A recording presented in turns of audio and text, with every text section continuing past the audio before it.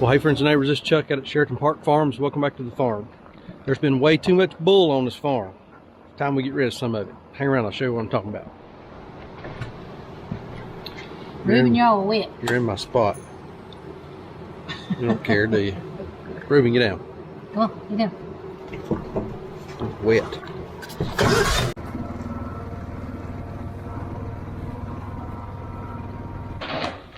Got a hole in it. A religious bag. Yeah, holy bag. All rabbits are doing good. 2 bucks up here, and we got 6 does. Looky here, them cute baby bunnies. Hello, bunnies. Hey, how y'all doing? And then this mama over here, these are ready to come out, aren't they, Sandra? Look at these guys. They're cute. So real quick story on rabbits, especially after that. A good friend of mine called me last night. A couple months ago, he and his daughter and grandkids came over and bought a bunny. And I think this is how it went. I think they wanted a male, and we got them a male. Well, they got home last night from the beach, and they had 9 baby bunnies. They already had a rabbit. So somewhere along the way, somebody picked the wrong gender.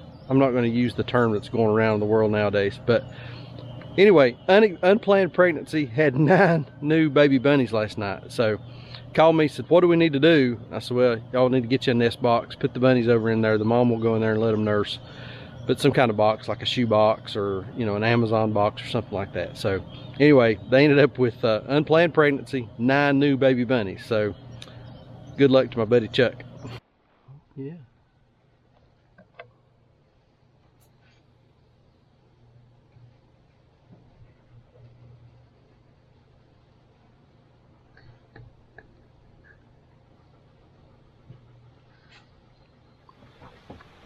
You'll see the baby chicks. Diddle. This is the last batch of Cornish cross that we got in 2 days ago. Is that right? Friday, yeah. Yeah, came 2 days ago. And so these are Cornish cross meat chickens. Oh, see a dead one. But everybody here's doing good. How many was in this? Was there 201. 201. 2 were dead in the box. So we got 199, and we've Now lost another one. I see it. We're not going to show it. We've lost another one, so we're down to 198. This is a group of meat chickens. These guys will be ready. They'll be ready in September. Is that right? Yeah. In August, yeah. End of August, 1st of September. We're just about. We've got one more. So we got one more batch ordered, don't we? Yeah. We got one more batch of meat chickens ordered. We're undecided if we're going to go through with getting those. I think we are. We'll see. I mean, man, chicken's selling pretty good. But we're just about, believe it or not, done with meat chickens for the season. And that's you know, that's crazy. I mean, the end of... Well, we're halfway, anyway. Oh, yeah, we're more than halfway. But that always kind of marks the end of... That really marks the end of summer for us, don't it? Is being done with meat chickens. Yeah. So, but every day, these guys, you know, typical.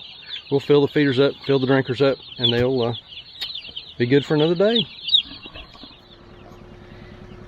So we need to divert over to pigs. What? We have little piglets out.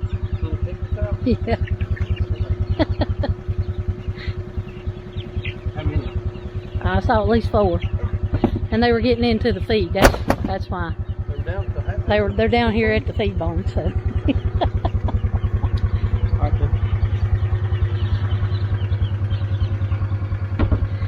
put chicken chores on hold.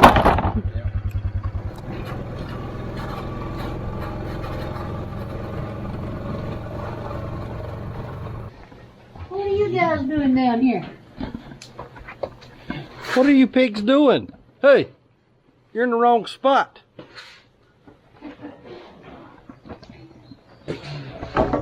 What are you doing? We heard some commotion, thought we'd come figure it out.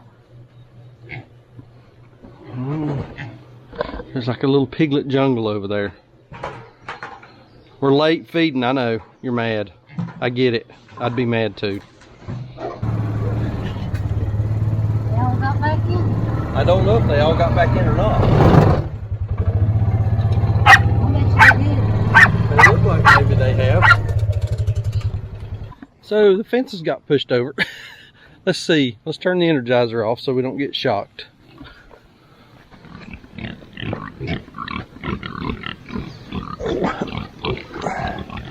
That don't help any.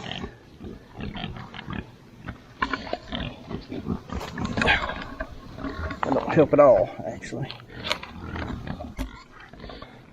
So they had pushed the fence over, the fence had fell. We had a lot of rain this morning. So we're later in the day feeding than when we normally do, because it poured the rain this morning, and quite frankly, we elected not to come out into the rain. So by sight, it looks like, I think everybody's back in, and the wire was laying in the water. So are we hungry this morning? It's our little guy with the hernia there. He looks pretty bad. All right, come on.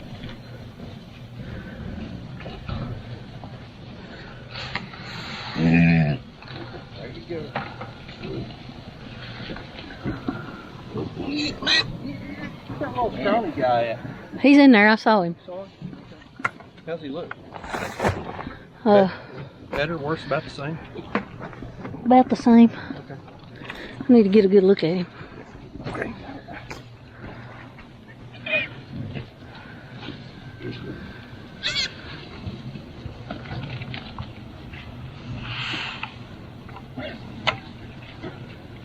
This is slick. Yeah, boy. I'm gonna fall. Bust my rump. If you fall, you can't edit it out. I can't fall. You'd push me, wouldn't you? Might, maybe. Well, you got 40 or 50 piglets, you're going to have some issues. Yeah, There's that's just no true. way around that. That's true. That's very true. Okay. Can you turn the fence on? Yes, the fence is back on. All right, big feeder group here. There's 18 left. We had one that died. What, about 2 weeks ago? Week and a half ago? Week ago yesterday. So we got 18 left. 10. We got 10 of these guys going away later this week, going to the butcher. So we're going to really drop our Angel. We're going to really drop our feed consumption down in a hurry. Here, I'll get it.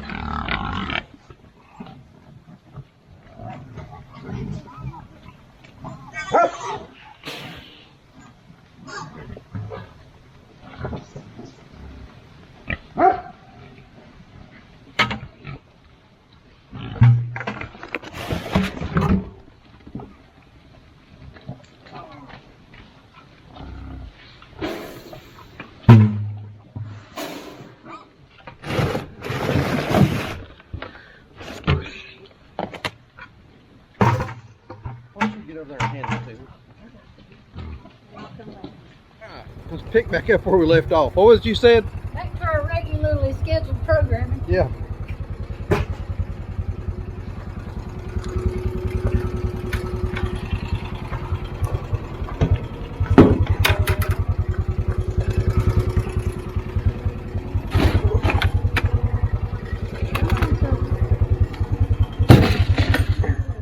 Yeah.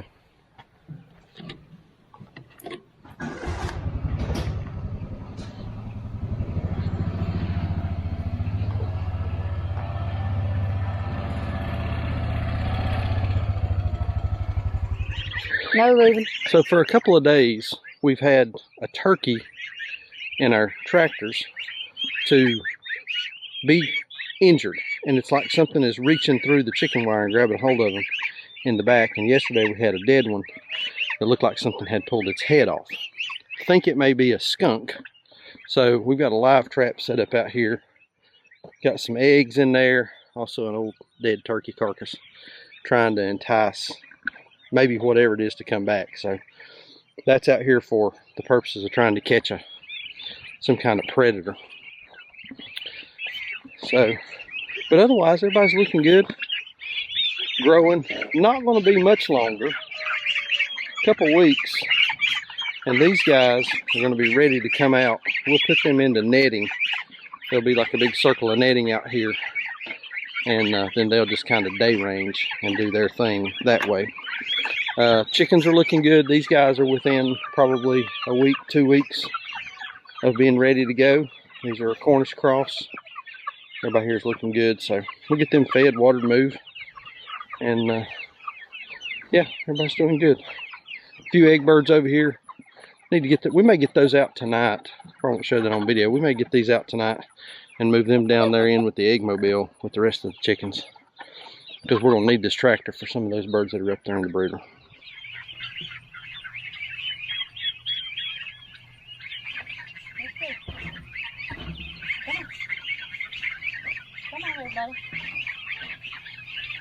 Okay. I got this to go. Go ahead. I'll get it.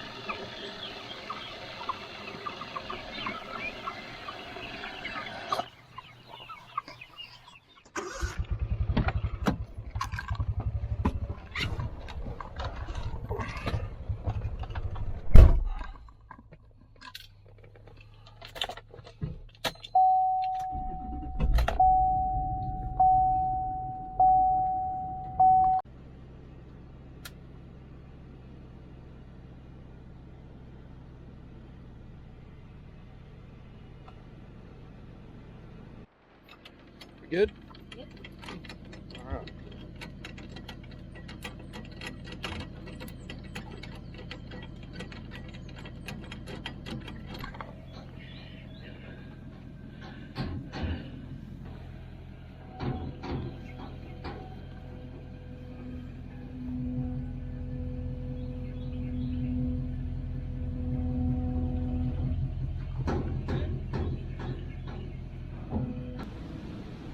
Think that'll work?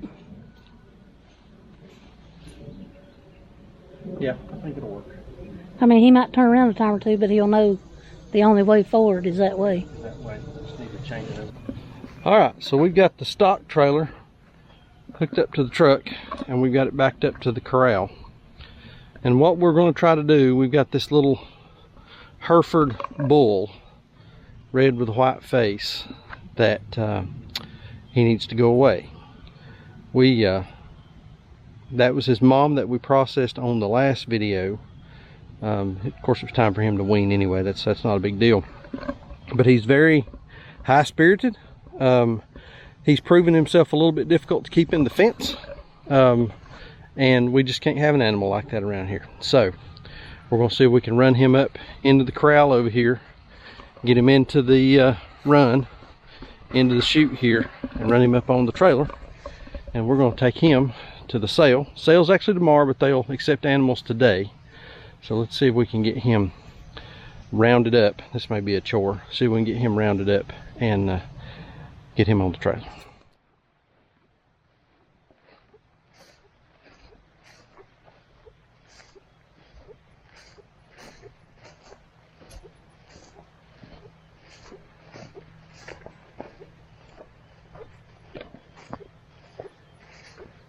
What I said while loading cattle.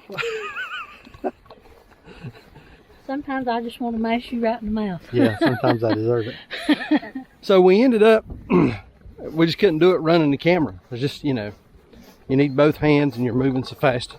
So we ended up moving the little red boy and that black steer up around in front of the truck here. Sorry, I didn't mean to make you dizzy.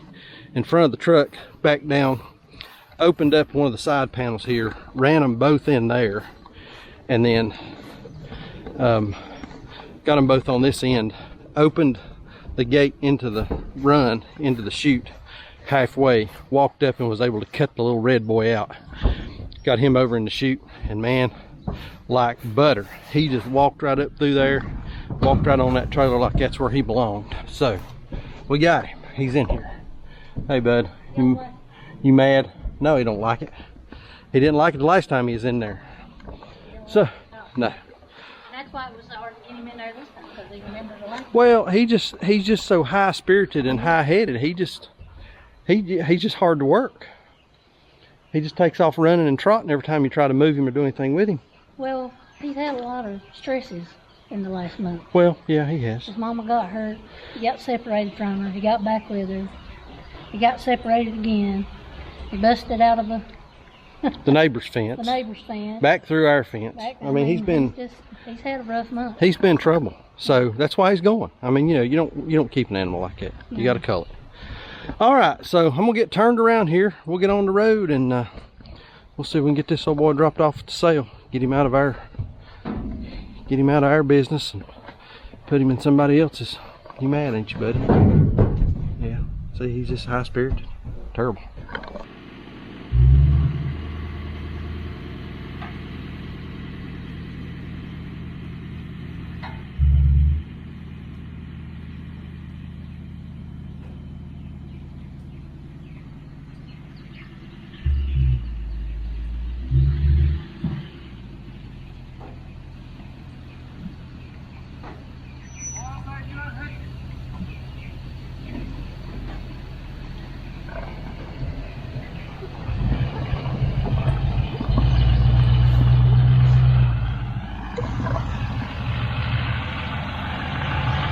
What did somebody say a few minutes ago? No, a few minutes ago. You need to be paying attention.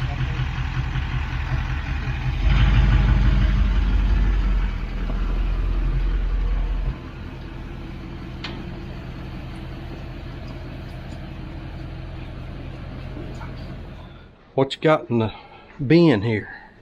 Green beans. Oh my goodness. What are they? Half runners? Yes. 10 pounds. 10 pounds of half runners. What are we gonna do with these? Can them. Oh, can them. They're in different bags. Look at that. Oh, look there. Isn't that pretty? So you gonna work on these while I go take this cow? Yeah. All right. Well, I'll drive slow. I'm sure you will. No, I'll hustle That'll back. take me the rest of the day. Yeah, this will take a while. 10 pounds of green beans, that's gonna take a little while. Especially half runners. Yeah, they're harder to do. Blue Lakes. Blue Lakes. Yeah. All right, well, I'm gonna hit the road and go get this cow taken care of. I called Turnersburg and they were there. I just called to make sure. They said they're there till 7, so All right. we'll go get him dropped off. Get him on out here. All right.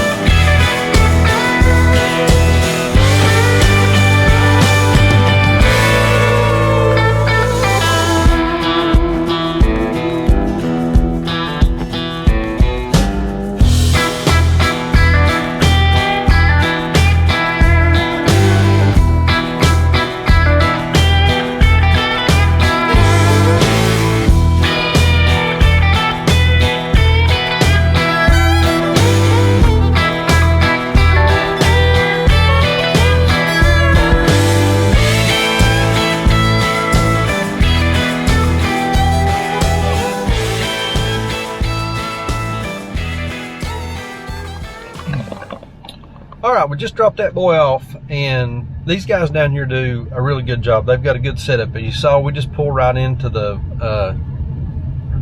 alleyway.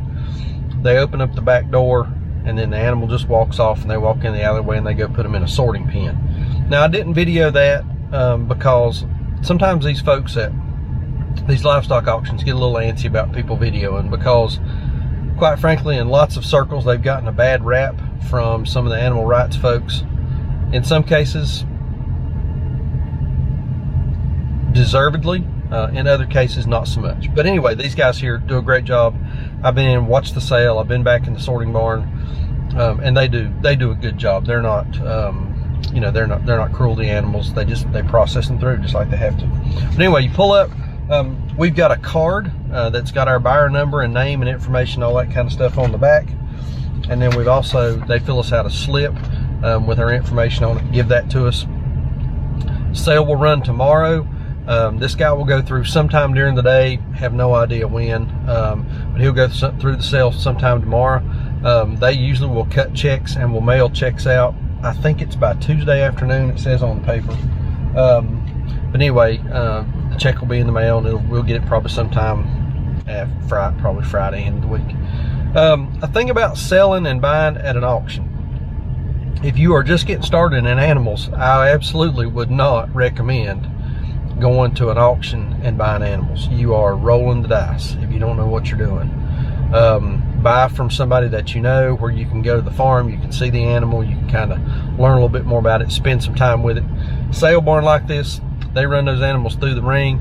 You've usually got 30 or 45 seconds to look at it. They move them out, because these guys, it's not uncommon for these guys to sell 7, 8, 900, 1,000 animals through a sale.